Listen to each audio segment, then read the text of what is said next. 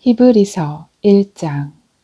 옛날에 여러 차례 여러 모양으로 예언자들을 통해 조상들에게 말씀하신 하나님께서 이 마지막 날에 아들을 통해 우리에게 말씀하셨습니다. 하나님께서는 그 아들을 만물의 상속자로 세우시고 또한 그를 통해 모든 세상을 지으셨습니다. 그 아들은 하나님의 영광의 광채이시며 하나님의 본체의 형상이십니다.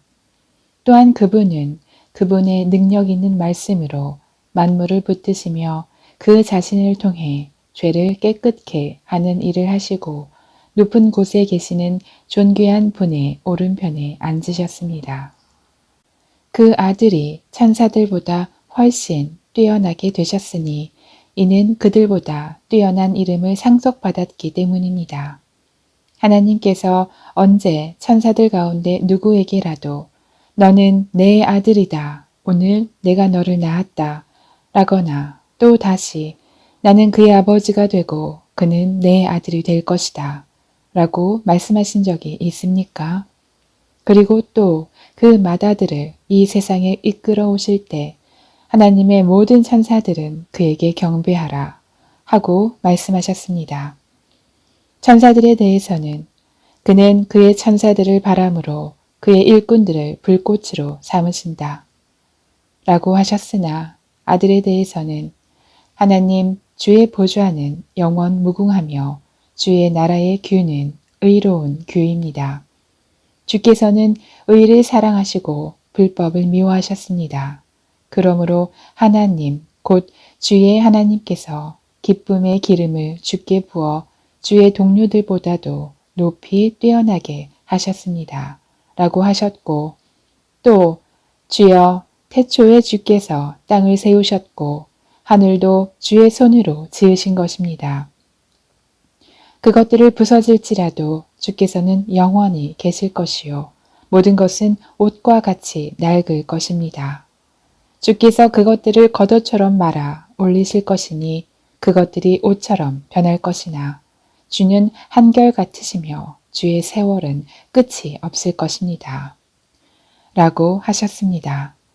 그러나 하나님께서 언제 천사들 가운데 누구에게 내가 내 원수들을 내 발판이 되게 할 때까지 내 오른편에 앉아 있어라 라고 말씀하셨습니까? 모든 천사들은 구원을 상속할 사람들을 섬기라고 하나님께서 보내신 섬기는 영들이 아닙니까? 2장. 그러므로 우리가 잘못된 길로 가지 않도록 들었던 모든 것에 더욱 주의를 기울여야 합니다. 천사들을 통해 하신 말씀도 효력이 있어 모든 범죄와 불순종이 마땅한 징벌을 받았는데 우리가 이 큰 구원을 무시한다면 어떻게 징벌을 피할 수 있겠습니까? 이 구원은 처음에 주께서 말씀하신 것이며 들은 사람들이 우리에게 확증해 준 것입니다. 하나님께서도 표적과 놀라운 일들과 여러 가지 기적들 그리고 그분의 뜻에 따라 나눠주신 성령의 은사들로 함께 증언하셨습니다. 하나님께서는 우리가 말하는 앞으로 올 세상을 천사들에게 다스리라고 하신 것이 아닙니다. 그러나 누군가가 어디에 증언하며 말했습니다. 사람이 무엇이기에 그를 생각해 주시며 인자가 무엇이기에 그를 돌보십니까? 주께서 그를 잠시 동안 천사들보다 낮아지게 하시고 그에게 영광과 존귀의 관을 씌우셨습니다. 주께서는 만물을 그의 발 아래 복종하게 하셨습니다. 하나님께서는 만물을 그의 발 아래 복종하게 하심으로 그에게 복종하지 않는 것을 하나도 남기지 않으셨습니다. 그러나 지금은 우리가 아직 만물이 그에게 복종하는 것을 보지 못합니다. 다만 우리는 천사들보다 잠시 낮아지신 분, 곧 죽음의 고난을 통해 영광과 존귀로 관을 쓰신 예수를 바라봅니다. 이는 그분이 하나님의 은혜로 모든 사람을 위해 죽음을 맛보려 하십니다. 모든 것을 만드시고 모든 것을 보존하시는 하나님께서는 많은 아들들을 영광에 이르게 하시려고 그들의 구원의 창시자를 고난을 통해 완전케 하시는 것이 마땅합니다. 거룩하게 하시는 분과 거룩하게 된 사람들이 모두 한 분에게서 나왔습니다. 그러므로 예수께서는 이들을 형제들이라고 부르기를 부끄러워하지 않으시고 말씀하시기를 내가 주의 이름을 내 형제들에게 선포하고 교회 가운데서 주를 찬양할 것입니다. 하시고 다시 내가 그를 의지하리라 하시고 또 다시 보라 나와 하나님께서 내게 주신 자녀들이다 라고 하셨습니다. 이와 같이 자녀들은 피와 살을 함께 나눈 사람들이므로 그 자신도 이와 같이 그들과 함께 속하셨습니다. 이는 죽음으로 인해 죽음의 권세를 가진 자, 곧 마귀를 멸하시기 위함이며 또한 죽음이 두려워 평생 노예로 매여 사는 사람들을 풀어주시기 위함입니다. 물론 그는 천사들을 붙들어 주시려는 것이 아니라 아브라함의 씨를 붙들어 주시려는 것입니다. 이러므로 그는 모든 것에서 형제들과 같아지셔야만 했습니다.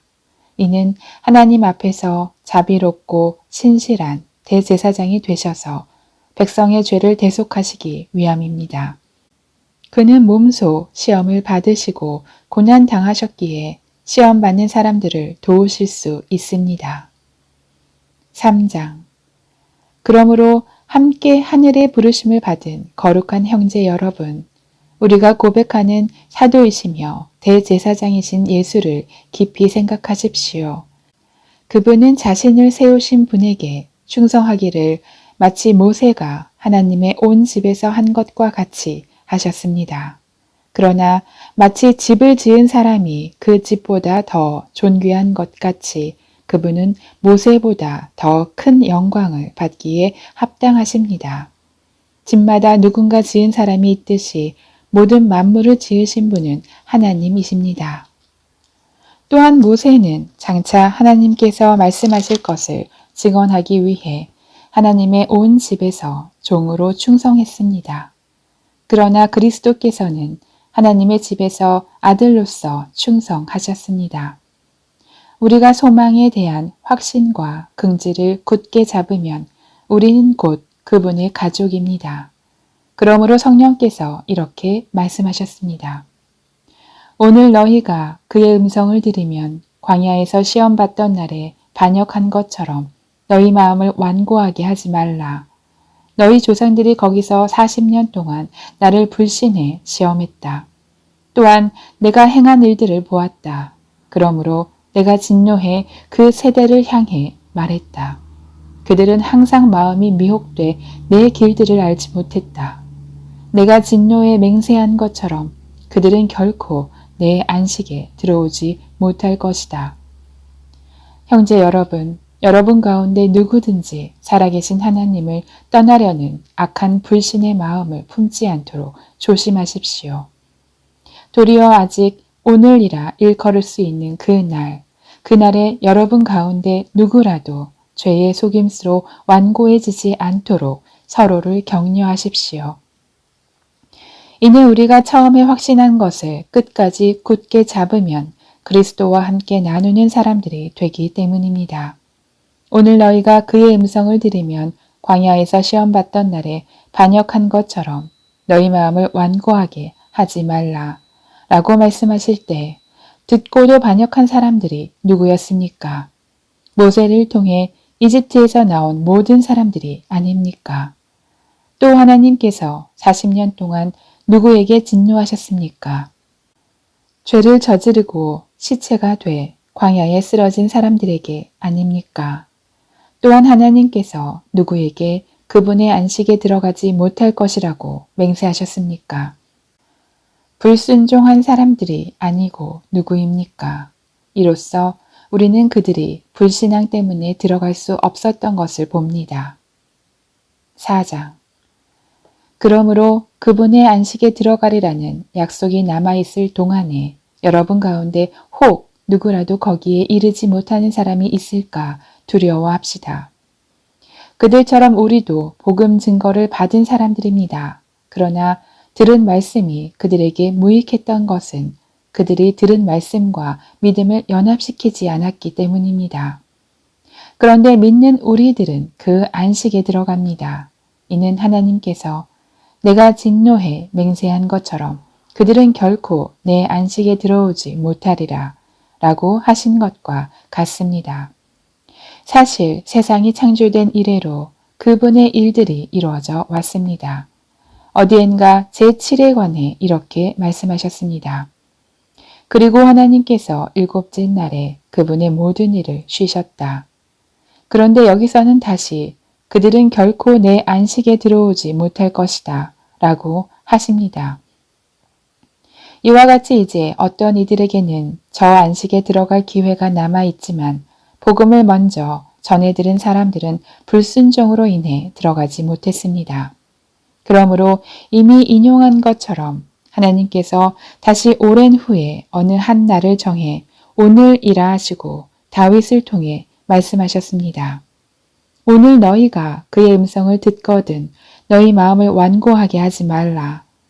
만일 여호수아가 그들에게 안식을 주었더라면 하나님께서 나중에 다른 날에 대해 말씀하시지 않았을 것입니다.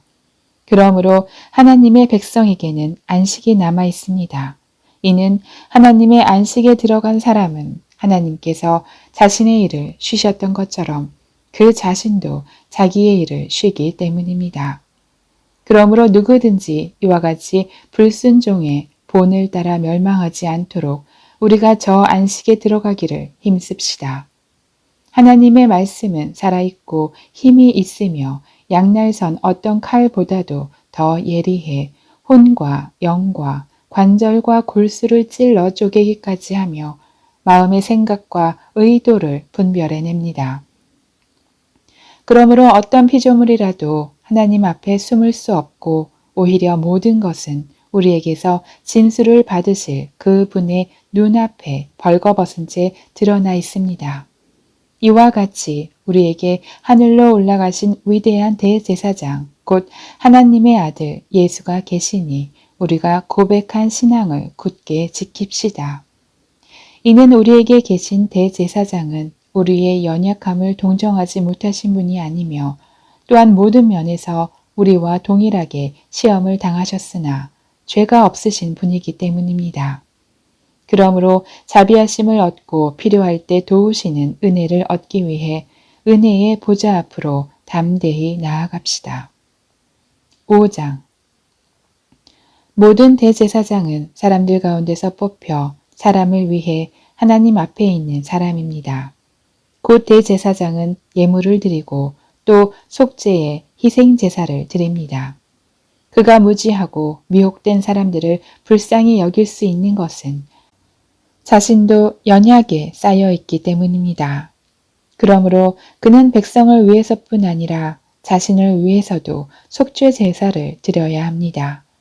또한 이 명예는 아무나 스스로 얻는 것이 아니라 아론과 같이 하나님의 부르심을 받아서 얻는 것입니다. 이와 같이 그리스도께서도 스스로 영광을 취하셔서 대제사장이 되신 것이 아니라 오직 그분에게 말씀하신 분이 너는 내 아들이다. 내가 오늘 너를 낳았다. 라고 하시고 또 다른 곳에서도 이와 같이 너는 멜기세덱의 계열을 따르는 영원한 제사장이다. 라고 하셨던 것입니다. 예수께서 육체 가운데 계실 때 자신을 죽음에서 구원하실 수 있는 분께 통곡과 눈물로 기도와 간구를 올리셨고 그의 경외하심으로 인해 응답을 받으셨습니다. 그분은 아들이신데도 고난을 당하심으로 순종을 배우셨습니다. 또한 그분은 완전케 되셔서 그분을 순종하는 모든 사람들에게 영원한 구원의 근원이 되시고 멜기세덱의 계열을 따르는 대제사장으로 하나님께 임명을 받으셨습니다. 멜기세덱에 대해 우리가 할 말이 많으나 여러분이 듣는 일에 둔함으로 설명하기가 어렵습니다. 여러분은 지금쯤 선생이 돼 있어야 마땅한데 누군가 다시 여러분에게 하나님의 말씀의 초보 원리들을 가르쳐야 할 형편입니다. 그래서 여러분은 젖만 먹고 단단한 음식은 먹지 못하는 사람들이 됐습니다. 젖을 먹는 사람은 모두 의의 말씀에 익숙하지 못합니다. 그러나 단단한 음식은 성숙한 사람의 것입니다. 그들은 끊임없는 훈련으로 연단된 분별력을 지니고 있어 선과 악을 분별할 줄 아는 사람들입니다. 6장. 그러므로 우리는 그리스도에 관한 초보적 가르침을 넘어서서 완전한 대로 나아갑시다. 죽은 행실로부터 회개하는 것과 하나님께 대한 믿음과 세례에 대한 교훈과 안수, 죽은 사람의 부활과 영원한 심판에 관한 교훈의 기초를 다시 닦지 말고 온전한 대로 나아갑시다. 하나님께서 허락하신다면 우리가 그렇게 할 수 있습니다. 곧 한 번 비침을 받고 하늘의 은사도 맛보고 성령님과 함께하고 하나님의 선한 말씀과 오는 세상의 능력을 맛보고도 타락한 사람들은 회개에 이르도록 다시 새롭게 할 수 없습니다. 왜냐하면 그들은 스스로 하나님의 아들을 다시 십자가에 못 박고 공개적으로 욕되게 하기 때문입니다. 땅이 그 위에 자주 내리는 비를 흡수해 경작하는 사람들에게 유익한 작물을 내면 하나님께 복을 받습니다. 반면에 가시와 엉겅퀴를 내면 쓸모없이 돼서 저주에 가깝게 되고 그 마지막은 불사름이 됩니다. 그러나 사랑하는 여러분, 우리가 이렇게 말하지만 여러분에게는 구원에 이르게 하는 더 좋은 것들이 있다고 확신합니다. 이는 하나님이 불의하시지 않으므로 여러분이 성도들을 섬겼을 때와 또한 섬길 때 여러분의 행위와 여러분이 하나님의 이름을 위해 보여준 사랑을 잊지 않으십니다. 그래도 우리는 여러분 각자가 소망의 완성에 이르기까지 동일한 열심을 나타내기를 간절히 원합니다. 여러분은 게으른 사람이 되지 말고 믿음과 인내로 약속을 상속받은 사람들을 본받는 사람이 되십시오. 하나님께서 아브라함에게 약속하실 때 맹세를 위해 그분보다 더 큰 분이 계시지 않았기에 자신을 걸고 맹세해 말씀하셨습니다. 내가 반드시 내게 복을 주고 또한 너를 번성케 할 것이다. 아브라함은 이와 같이 오래 참고 견딘 후에 그 약속을 받았습니다. 사람들은 자기보다 더 큰 자를 걸고 맹세합니다. 맹세는 그들에게 모든 논쟁을 그치고 확정에 이르게 합니다. 하나님께서는 약속의 상속자들에게 자신의 뜻이 불변함을 명확히 보여주시려고 맹세로 보증하셨습니다. 이는 하나님께서는 거짓말을 하실 수 없는 이 두 가지 불변의 사실로 인해 앞에 있는 소망을 굳게 잡으려고 피해가는 우리가 힘 있는 위로를 얻게 하시기 위함입니다. 우리가 가진 이 소망은 안전하고 확실한 영혼의 닷과 같아서 휘장 안으로 들어가게 합니다. 예수께서는 우리를 위해 앞서 달려가신 분으로 그곳으로 들어가셔서 멜기세덱의 계열을 따르는 영원한 대제사장이 되셨습니다. 7장. 이 멜기세덱은 살렘 왕으로 지극히 높으신 하나님의 제사장입니다. 그는 왕들을 이기고 돌아오는 아브라함을 만나 축복했습니다. 아브라함은 모든 것의 10분의 1을 그에게 주었습니다. 그의 이름의 뜻은 첫째로 의의 왕이고 다음으로 살렘 왕, 곧 평화의 왕입니다. 그는 아버지도 없고 어머니도 없고 족보도 없습니다. 생애의 시작도 없고 생명의 끝도 없지만 하나님의 아들을 닮아 항상 제사장으로 있습니다. 그가 얼마나 위대한지 생각해 보십시오. 족장 아브라함도 그에게 10분의 1을 바쳤습니다.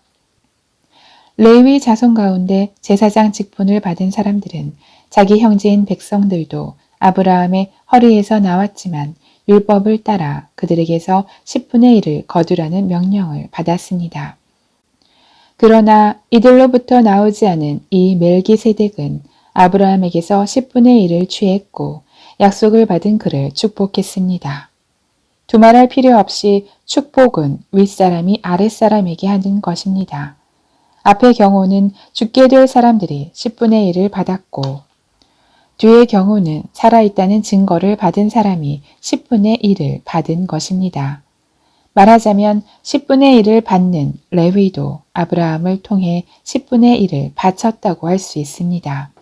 이는 멜기세덱이 아브라함을 만났을 때 레위는 아직 조상의 허리에 있었기 때문입니다.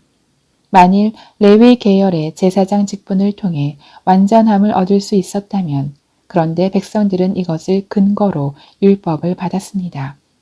아론의 계열을 따르지 않고 멜기세덱의 계열을 따르는 다른 한 제사장을 세워야 할 필요가 있었겠습니까? 제사장직이 변하면 율법도 반드시 변하게 됩니다. 이것들은 그분과 관련해 언급됐습니다. 그분은 다른 지파에 속했는데 그 지파에서는 아무도 제단에서 섬긴 적이 없었습니다. 우리 주께서는 유다 지파에서 나오신 것이 분명합니다. 그런데 그 지파에 관해서는 모세가 제사장직과 관련해 아무것도 말한 적이 없습니다. 그리고 이 사실은 멜기세덱과 흡사한 다른 한 제사장이 일어난 것을 볼 때 더욱 분명합니다. 그는 육체에 속한 규례, 곧 율법을 따라 제사장이 되신 것이 아니라 썩지 않는 생명의 힘을 따라 되신 것입니다. 그렇기 때문에 너는 영원히 멜기세덱의 계열을 따르는 제사장이다 라고 선포됐습니다. 전에 있던 계명은 약하고 효력이 없어 폐지됐습니다. 이는 율법이 아무것도 완전하게 할 수 없기 때문입니다. 그러므로 더 나은 소망이 들어왔고 이를 통해 우리가 하나님께 가까이 나아가는 것입니다. 예수께서는 맹세 없이 제사장이 되신 것이 아닙니다. 레위 계통의 사람들은 맹세 없이 제사장이 됐습니다. 그러나 그는 자기에게 말씀하신 분의 맹세로 제사장이 되셨습니다. 주께서 맹세하셨으니 그분은 마음을 바꾸지 않을 것이다. 너는 영원히 제사장이다. 이와 같이 예수께서는 더 좋은 언약을 보증해 주시는 분이 되셨습니다. 레위 계통의 제사장들은 죽음 때문에 그 직책을 계속 수행할 수 없었기 때문에 그 수가 많았습니다. 그러나 예수께서는 영원히 사시는 분이시므로 제사장직을 영원히 누리십니다. 그러므로 예수께서는 자신을 통해서 하나님께 나아오는 사람들을 온전히 구원하실 수 있습니다. 그는 항상 살아계셔서 그들을 위해 중보 기도를 하십니다. 이러한 대제사장이야말로 우리에게 합당합니다. 그분은 거룩하고 순결하고 흠이 없고 죄인들과 구별되시며 하늘보다 높은 곳으로 오르신 분이십니다. 그분은 다른 제사장들처럼 먼저 자신의 죄를 위해 그 다음에 백성들의 죄를 위해 날마다 제사를 드릴 필요가 없습니다. 이는 그분이 자신을 들여 단번에 이 일을 이루셨기 때문입니다. 율법은 연약함을 가진 사람을 대제사장으로 세웠으나 율법 후에 주어진 맹세의 말씀은 영원히 완전케 되신 아들을 대제사장으로 세웠습니다. 8장. 우리가 말하고자 하는 요지는 우리에게 이러한 대제사장이 계시다는 것입니다. 그분은 하늘에 계신 존귀하신 분의 보좌 오른편에 앉아 계십니다. 또한 그분은 사람이 세운 것이 아니라 주께서 세우신 성소와 참된 장막에서 섬기십니다. 대제사장마다 예물과 제물을 드리기 위해 세움을 받았습니다. 그러므로 이 대제사장에게도 무엇인가 드릴 것이 있어야 합니다. 만일 그분이 세상에 계셨다면 제사장이 되지 못하셨을 것입니다. 왜냐하면 세상에는 율법을 따라 예물을 드리는 사람들이 있기 때문입니다. 그들이 섬기는 곳은 하늘에 있는 것들의 모형이며 그림자입니다. 이것은 모세가 장막을 세우려고 할 때 지시를 받은 것과 같습니다.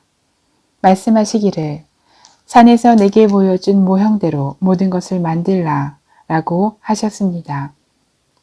그러나 이제 그분은 더 뛰어난 직분을 받으셨습니다. 그분은 참으로 더 나은 약속 위에 세워진 더 나은 언약의 중보자이십니다.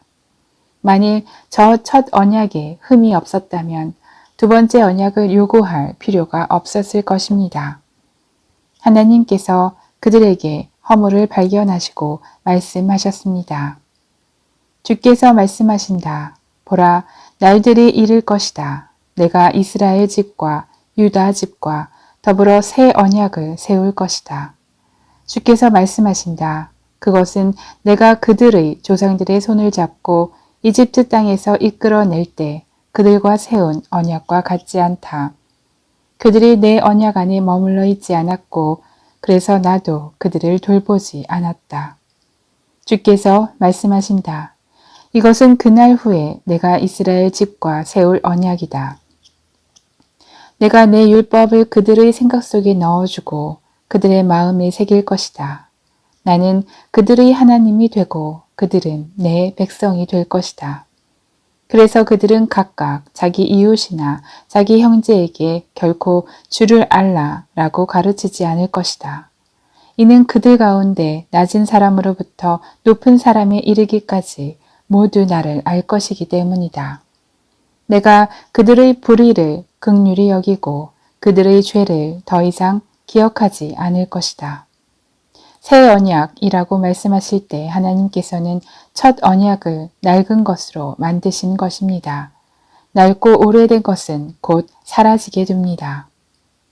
9장 첫 언약에도 예배 규례들과 세상에 속한 성소가 있었습니다. 첫 번째 장막이 세워졌는데 그 안에는 촛대와 상과 진설병이 있었습니다. 이곳은 성소라 불립니다. 그리고 두 번째 휘장 뒤에는 지성소라고 불리는 장막이 있습니다. 이곳에는 금으로 만든 분향 제단과 전부를 금으로 입힌 언약궤가 놓여 있었습니다. 이 언약궤 안에는 만나를 담은 금 항아리와 아론의 쌍난 지팡이와 언약의 돌판들이 있습니다. 그리고 그 위에는 속죄의 자리를 덮고 있는 영광의 그룹들이 있는데 이것들에 대해 지금 자세히 말할 수는 없습니다. 이 모든 것이 이렇게 갖춰졌고 제사장들은 항상 첫 번째 장막으로 들어가 제사를 행합니다. 그러나 두 번째 장막 안에는 대제사장만이 1년에 단 한 번 들어가는데 피가 없이는 절대로 들어가지 못합니다.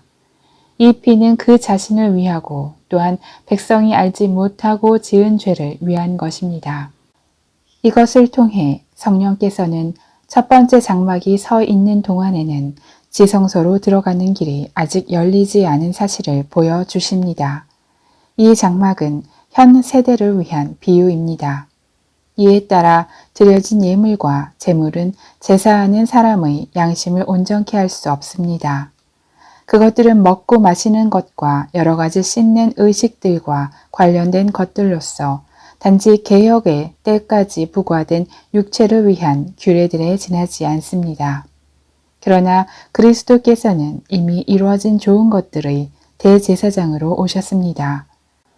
그는 손으로 짓지 않은 곧 피조물에 속하지 않은 더 크고 더 완전한 장막으로 들어가셨습니다. 그는 염소와 송아지의 피가 아닌 자신의 피로 단번에 지성소로 들어가셔서 영원한 구속을 완성하셨습니다. 만일 염소와 황소의 피와 암송아지의 죄를 뿌려 부정한 사람들을 거룩하게 함으로 그 육체를 정결하게 한다면 하물며 영원하신 성령을 통해 흠 없는 자신을 하나님께 드리신 그리스도의 피가 더욱 우리의 양심을 죽은 행실에서 깨끗하게 해 살아계신 하나님을 섬기게 하지 않겠습니까? 그러므로 그리스도께서는 새 언약의 중보자이십니다. 그분은 첫 언약 아래서 저지른 죄들을 대속하려고 죽으심으로써 영원한 유업을 얻기 위해 부름받은 사람들로 하여금 약속을 받게 하셨습니다. 유언이 있는 곳에는 그 유언한 사람의 죽음이 있어야 합니다. 이는 유언은 죽음이 있어야 효력을 나타낼 수 있고 유언한 사람이 살아있는 동안에는 아무 효력이 없기 때문입니다. 그러므로 첫 언약도 피 없이 맺어진 것이 아닙니다. 그래서 모세가 율법을 따라 모든 계명을 백성에게 말할 때 그는 물과 붉은 양털과 우슬초와 함께 송아지의 피와 염소의 피를 취해 언약책과 모든 백성에게 뿌렸습니다. 그리고 그는 이것은 하나님께서 여러분에게 명령하신 언약의 피입니다. 라고 말했습니다. 마찬가지로 그는 장막과 제사에 사용하는 모든 그릇에도 피를 뿌렸습니다. 율법에 따르면 거의 모든 것이 피로 깨끗해집니다. 참으로 피 흘림이 없으면 죄 사함도 없습니다. 하늘에 있는 것들의 모형들은 이런 것들로 정결하게 될 필요가 있었습니다. 그러나 하늘에 있는 것들은 이런 것들보다 더 나은 제사로 정결하게 돼야 합니다. 그리스도께서는 참된 것들의 모형들인 손으로 지은 성소로 들어가지 않으셨습니다. 그분은 이제 우리를 위해 하나님 앞에 나타나시려고 바로 하늘 그 안으로 들어가셨습니다. 이는 대제사장이 해마다 다른 것의 피를 들고 지성소로 들어가는 것처럼 자신을 여러 번 들이시지 않기 위함입니다. 만일 그래야 한다면 그는 세상이 창조된 이후 여러 번 고난을 당하셨어야 했을 것입니다. 그러나 이제 그는 자신을 제물로 드려 죄를 제거하시려고 세상 끝에 단 한 번 나타나셨습니다. 한 번 죽는 것은 사람들에게 정해진 일이며 그 후에는 심판이 있습니다.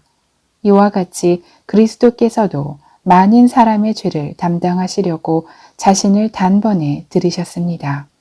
그리고 그분은 그분을 고대하는 사람들을 구원하시기 위해 죄와 상관없이 두 번째 나타나실 것입니다.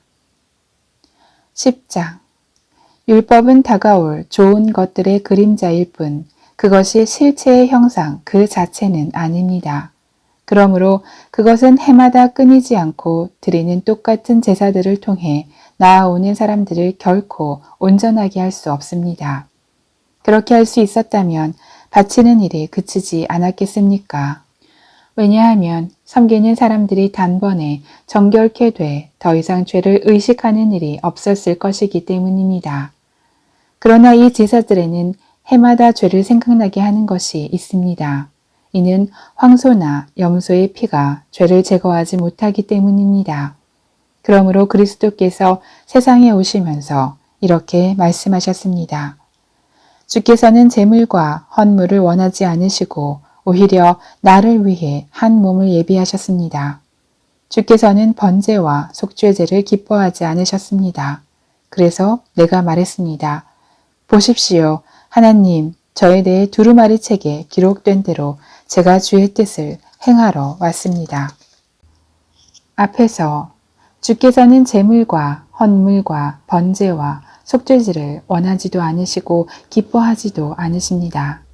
그런데 그것들은 율법을 따라 드리는 것들입니다. 라고 말씀하실 때 그는 보십시오. 내가 주의 뜻을 행하러 왔습니다. 라고 덧붙이셨습니다. 그리스도께서 첫 번째 것을 폐기하신 것은 두 번째 것을 세우기 위함이었습니다. 이러한 뜻 가운데 예수 그리스도께서 단번에 자기의 몸을 들이심으로 우리가 거룩하게 됐습니다. 모든 제사장은 날마다 서서 섬기며 반복해 똑같은 제사를 드립니다. 그러나 그것들은 결코 죄를 제거할 수 없습니다. 그러나 그리스도께서는 죄에 대해 단번에 영원한 제사를 드리시고 하나님 오른편에 앉으셨습니다. 그 후 그분의 원수들이 그분의 발 아래 굴복할 때까지 기다리고 계십니다. 그분은 단 한 번의 제물로 거룩하게 된 사람들을 영원히 온전하게 만드셨습니다. 그런데 성령께서도 우리에게 증언하십니다. 말씀하시기를 이것은 그날 후에 내가 그들과 맺을 언약이다. 내가 내 율법을 그들의 마음에 두고 그것을 그들의 생각에 새겨줄 것이다. 주께서 말씀하신다. 라고 하신 후에 덧붙여 말씀하시기를 내가 그들의 죄와 그들의 불법을 다시는 기억하지 않을 것이다. 라고 하십니다. 이와 같이 죄와 불법이 용서된 곳에서는 더 이상 죄를 위한 헌물이 필요 없습니다.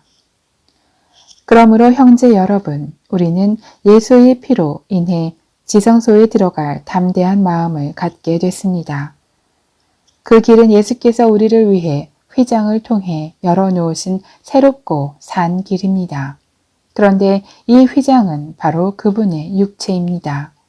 또한 우리에게는 하나님의 집을 다스리는 위대한 제사장이 계십니다. 우리가 죄악된 양심으로부터 마음을 깨끗이 씻고 맑은 물로 몸을 씻었으므로 확신에 찬 믿음과 참된 마음으로 하나님께 나아갑시다. 우리가 고백하는 소망의 믿음을 단단히 붙잡읍시다. 이는 약속하신 분이 신실하시기 때문입니다. 또한 우리는 사랑과 선한 일들을 격려하기 위해 서로 돌아봅시다. 어떤 사람들의 습관과 같이 우리들 스스로 모이는 일을 소홀히 하지 말고 오히려 서로 권면합시다.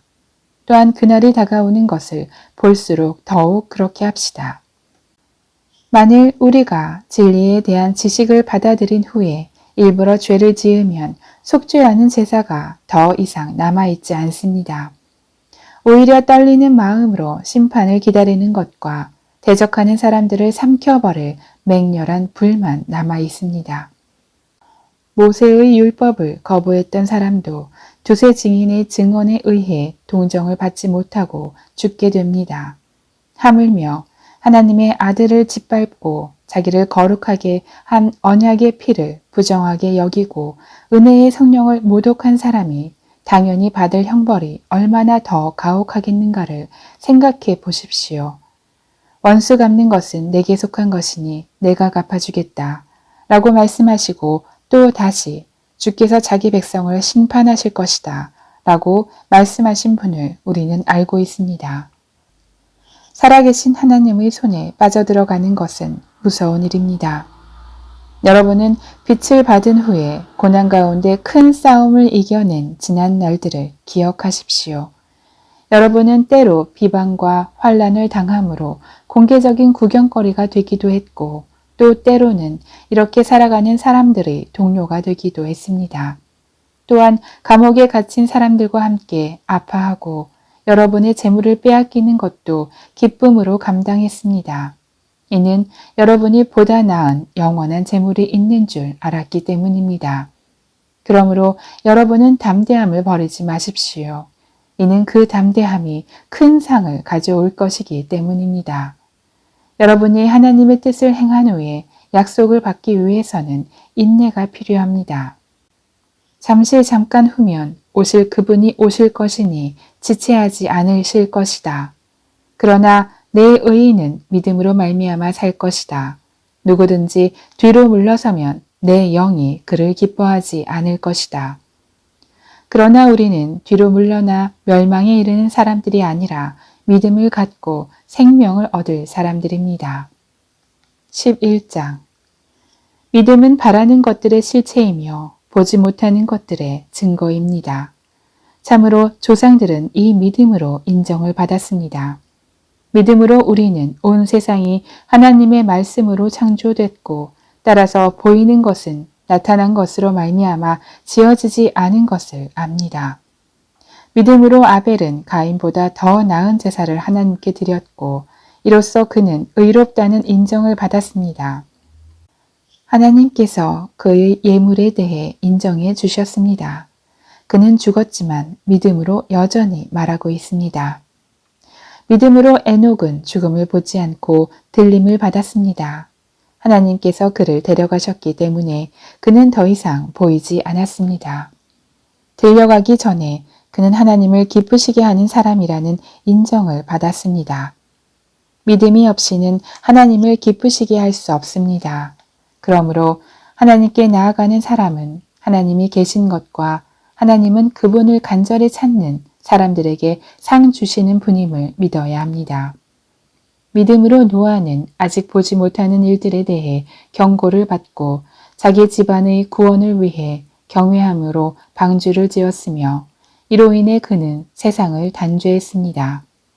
또한 그는 믿음으로 인해 의의 상속자가 됐습니다.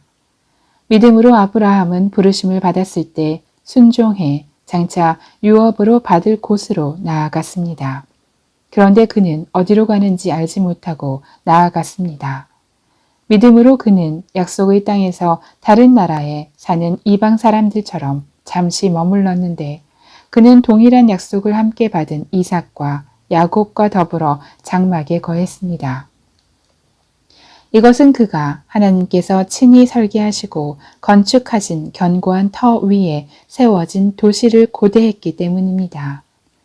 믿음으로 아브라함은 비록 그 자신이 너무 늙고 살아도 단산됐지만 임신할 수 있는 능력을 얻었습니다.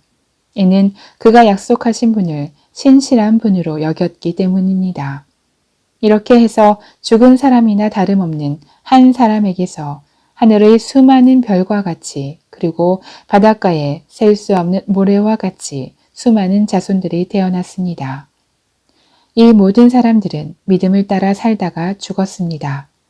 그들은 약속하신 것들을 받지 못했지만 그것들을 멀리서 보고 환영했으며 세상에서는 외국 사람이며 나그네임을 고백했습니다. 이렇게 말하는 사람들은 자신들이 본향을 찾는 사람들임을 분명히 보여줍니다. 만일 그들이 떠나온 것을 생각하고 있었다면 돌아갈 기회가 있었을 것입니다.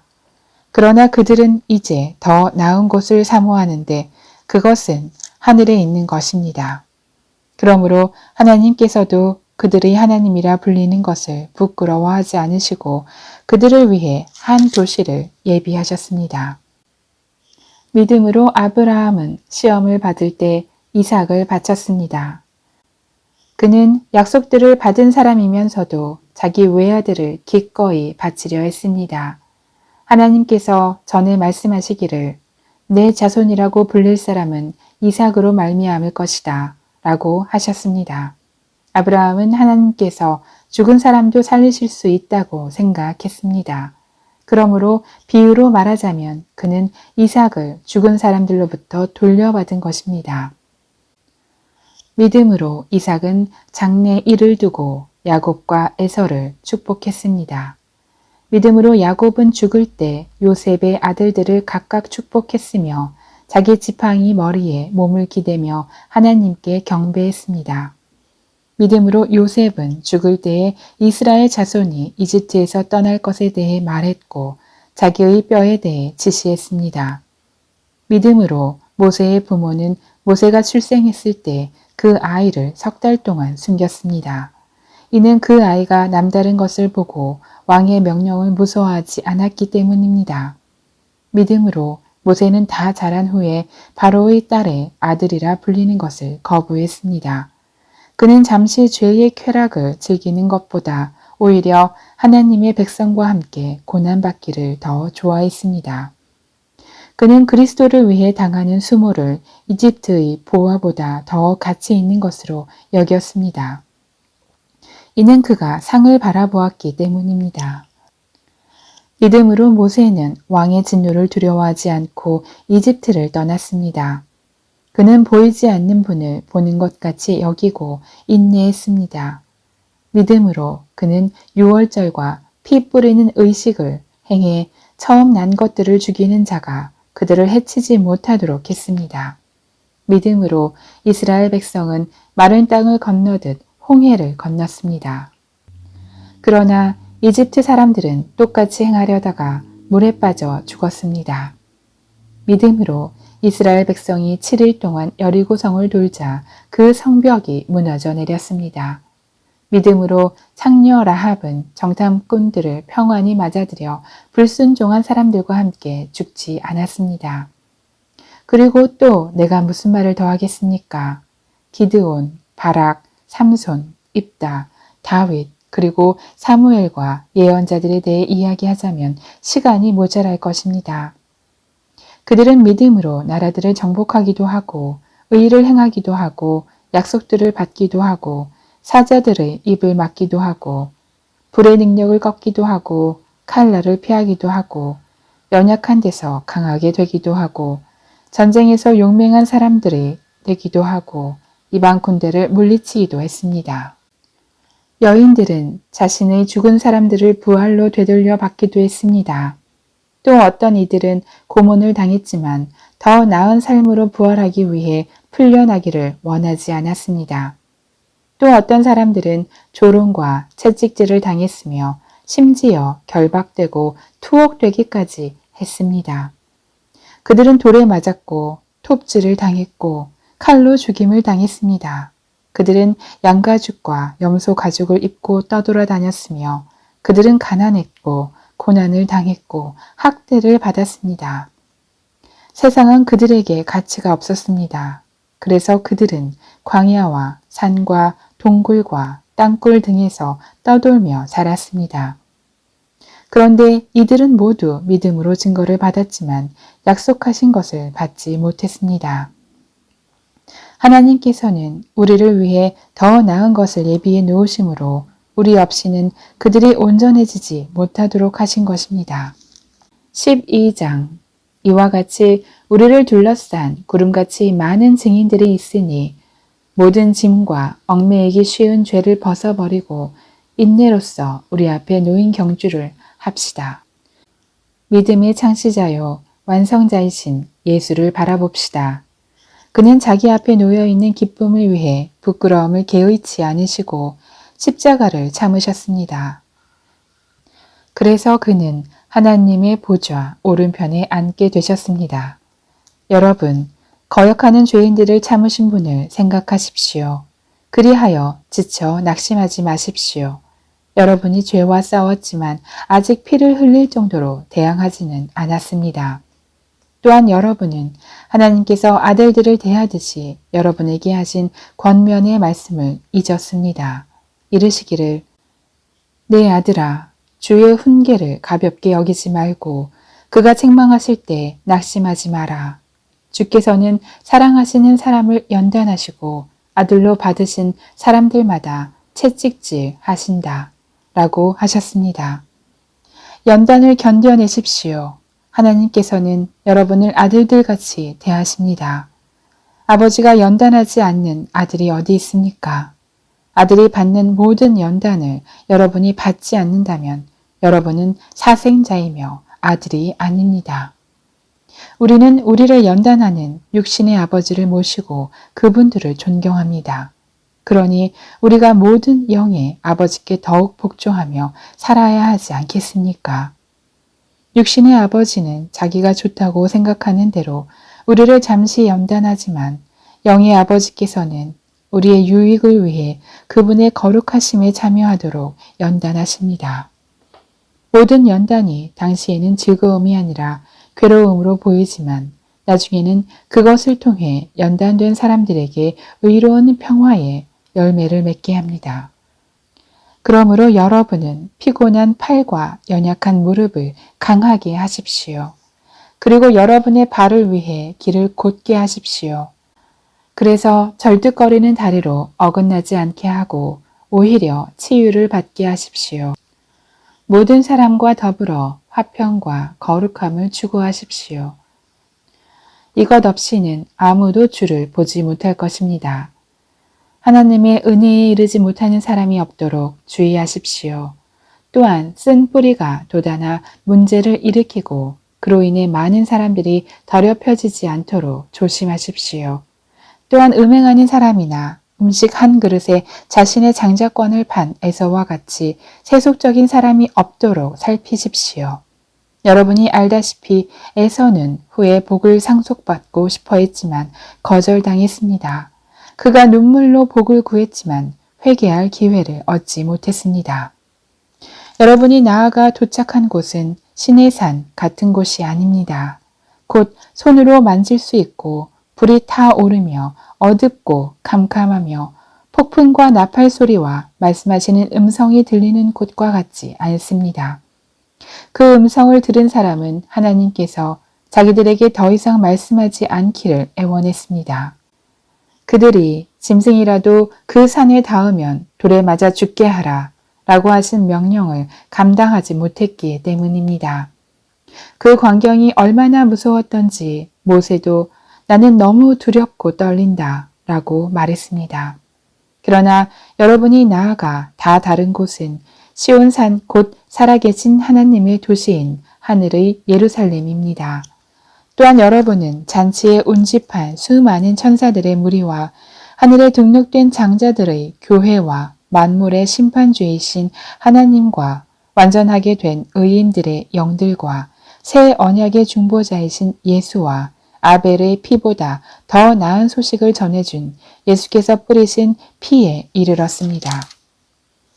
여러분은 말씀하신 분을 거역하지 않도록 조심하십시오.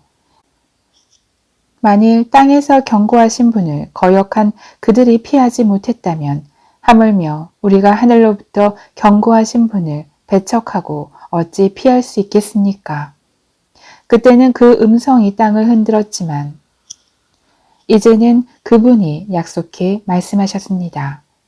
내가 또 한 번 땅뿐 아니라 하늘까지도 흔들 것이다.